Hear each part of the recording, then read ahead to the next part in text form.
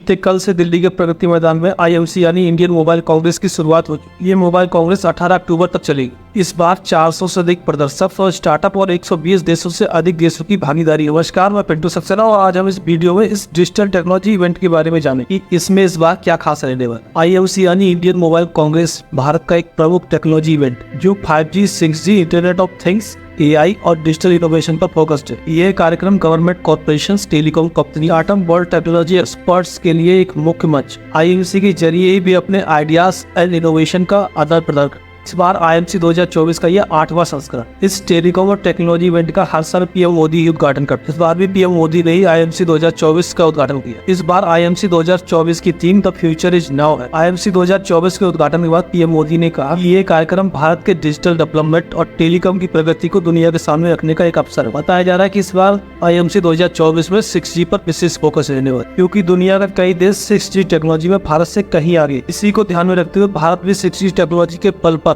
वैश्विक गुरु बनना चाहता है। भारत ने 6G स्टैंडर्डाइजेशन में 10% पेटेंट में योगदान करने का टारगेट है। इस बार IMC में बतौर मुख्य वक्ता कुमार मंगलम बिरला, मुकेश अंबानी और सुनील भारती मिश्र, साथ ही केंद्रीय मंत्री सिंधिया भी शामिल है। IMC से पहले ITU में केंद्रीय मंत्री ज्योतिरादित्य सिंधिया ने कहा कि 6G में भारत दुनिया का नेतृत्व करेगा। ITU में बोलते हुए PM मोदी ने कहा कि भारत में 120 करोड़ से अधिक mobile users. ITU world telecommunication standardization assembly इसमें पहली बार आयोजन हुआ है। कल इसके बाद PM मोदी ने IMC 2024 का उद्घाटन किया। IMC 2024 के उद्घाटन के बाद रिलायंस जियो के प्रमुख आकाश अंबानी ने भी एक बड़ी बात कही। उन्होंने कहा कि भारत का डेटा भारत के डेटा सेंटर में ही रहना चाहिए। उन्होंने कहा कि AI की बदौलत ही डेटा का जनरेशन और स्पीड तेजी से बढ़ी। इसी को देखते हुए देश में मशीन लर्निंग डेटा सेंटर्स को स्थापित करने की जरूरत है। इसके लिए सरकार की तरफ से कंपनियों को प्रोत्साहन देना चाहिए।